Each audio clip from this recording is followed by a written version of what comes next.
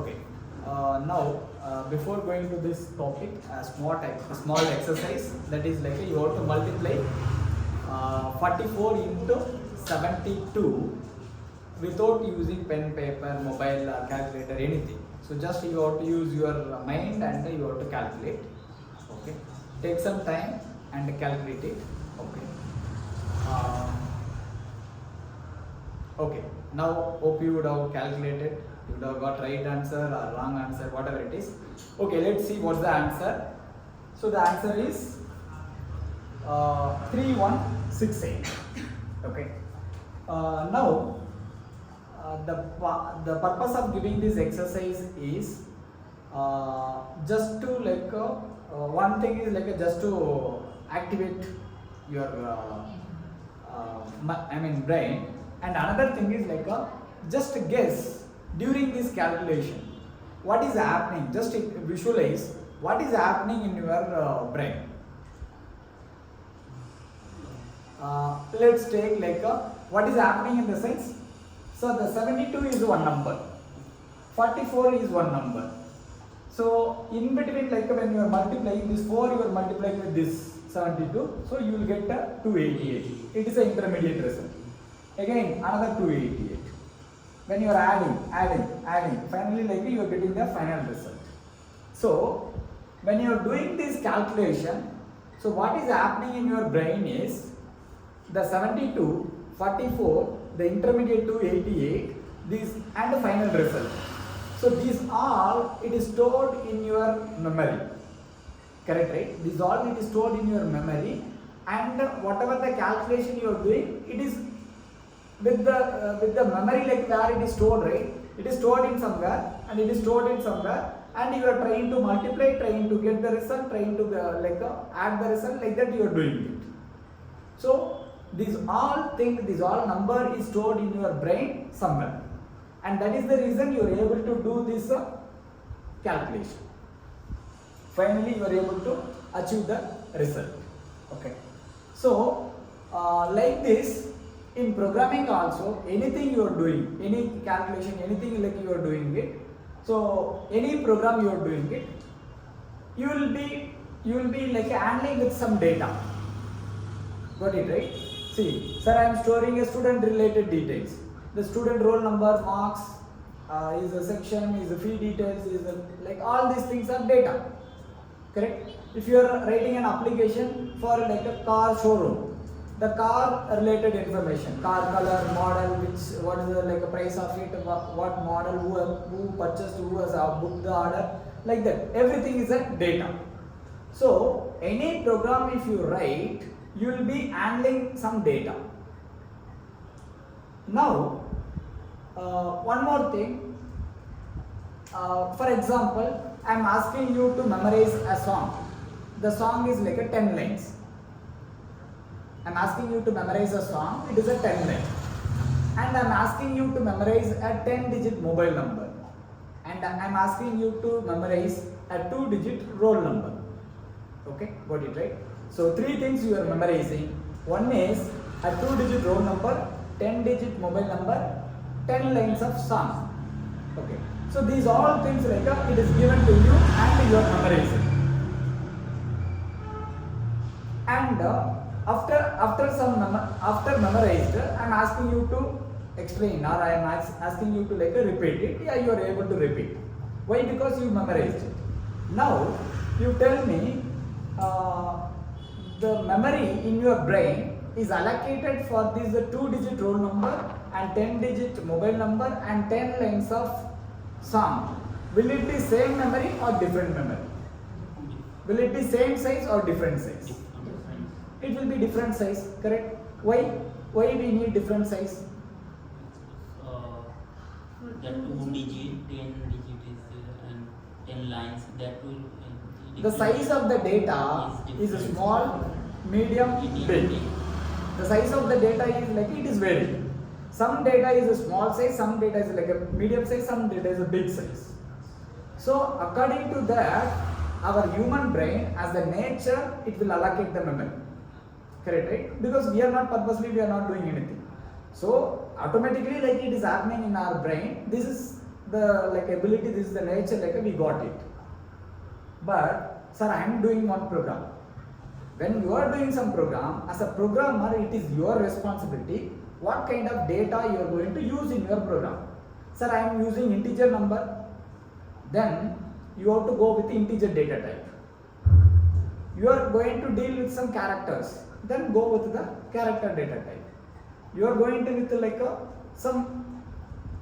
like a floating number or some big floating number. Then you go with the float or double. So who has to allocate? Sir, I'm storing one student details as student roll number, student section, student average mark. Got it, right?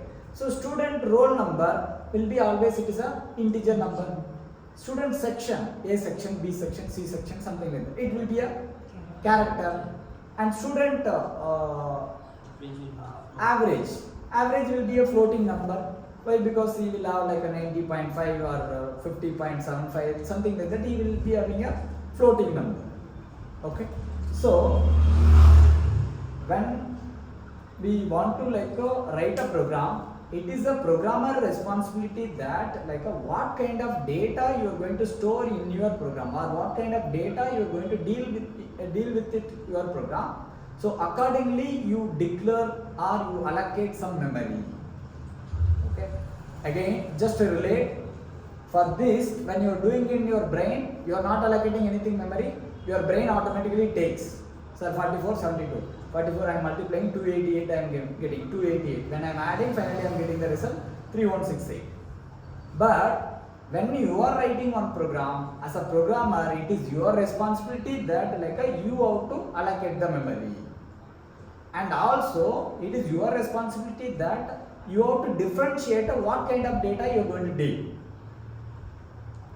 You have to like declare, if you are using a floating number, you declare a floating variable. Okay.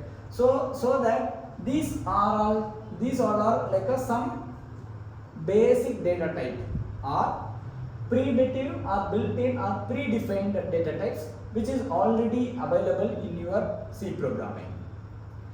Just you need to use this. Sir, in my program I am going to use one integer, so then you are going to declare one integer variable. So whenever you do int roll number, actually what happens when the program executes? Int roll number, this instruction when it is executed, what happens? Number will be allocated. Very good. So int roll number, let's assume int roll number, see whenever this C program you compile, you will get two segments. Code segment. That is your code segment and data segment. That is your A dot out. Correct, right? So this A dot out, when you are running, that time what are the segment it will create? Code segment,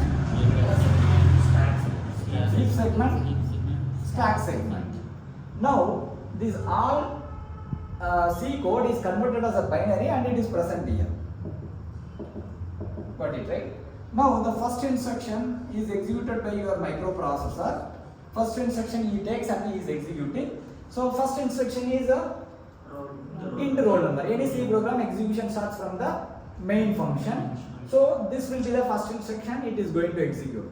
So int roll number, that instruction he takes and he executes. Okay. For roll number, how much memory it will allocate? 4 bytes. 4 bytes it will allocate. Okay. And next instruction, char section. So how much memory it will allocate? 1 byte. Next, float average. 4 bytes of memory it will allocate. Okay. And then you are asking the user to give the details. So now user is giving some numbers. So user is giving a roll number as a like a 10, section as a A section, average is like a 95.50. Okay. So these are the details he has given. See, here user is giving the details, roll number, section, average. So these details you want to store it in your program means first you need to allocate the memory, then only you can store it. So how we are allocating the memory? By declaring one variable. So int roll number means a 4 bytes of memory you are allocating. Char section means a 1 byte of memory you are allocating. Float average means 4 byte of memory you are allocating. Sir, why it is 4 byte, why it is 1 byte, why it is 4 byte? As I already told you, according to the data, we need to allocate the memory. So integer means even 0 is integer, 10 crore is integer. So we don't know, that Dennis Ritchie doesn't know that like a user what kind of data, what kind of like a small integer or big integer he is going to store, because that is common. If I am using the same thing, maybe roll number I am storing as a 10. Maybe if you are giving, maybe you are giving 10,000 as a roll number. That is your wish. So that is the reason he allocated a 4 bytes of memory, whereas like he can store enough range of numbers. And section is only one character you are going to store, so that he has given only 1 byte of memory. And floating, again floating number also can be like a big number, small number, so that he given a 4 bytes of memory. Okay, so these are, sir, this is 4 byte, this is 1 byte, this is 4 byte. It is not in our control. It is already defined by Dennis Ritchie. That is the reason these are all called as a built-in or predefined data types. Now, in our program, what we are doing, we are just using it. Using integer and declaring one variable. Using character and declaring one variable. Using float and declaring one variable. So, after declaring, it means after allocating the memory, then from user I am getting one value and storing in the respective memory. Getting one value, storing in the respective memory. Getting one data and storing in the respective memory. And these all stored like this. Okay, while receiving, we are telling this I am going to receiving as a decimal format. This I am going to receive as a character format. This I am going to receive as a floating format. Like that we are receiving, and it will be finally how it is stored actually in this memory. It is stored in the binary form. But I am not writing binary because it will take more time. But it is understood. You always think that like in the memory, this all it is represented in the binary form. And after that, your whatever the data you received, that you are trying to print it, and that is your same values whatever you got, that you will get it as a output. Okay. So this we will see in a bit more detail. Okay. Now everybody got what is data type. Okay. So just like you try to relate with the human mind. So far as automatically it happens. You want to remember one person name or one like a place or one address, one mobile number, everything like automatically it happens. According to the data, the number of how much memory it is needed, it is automatically allocated. That ability we have. But when I am writing one program, I am going to use only one integer, then I need to declare only one integer variable. I am going to use like a 10 integer numbers.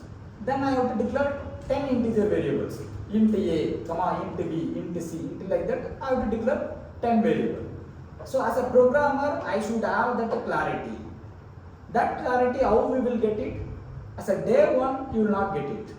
So once you start doing program, at some point of time, like you will get that clarity. Sir, what are the variable here I have to declare? Automatically, you will get it.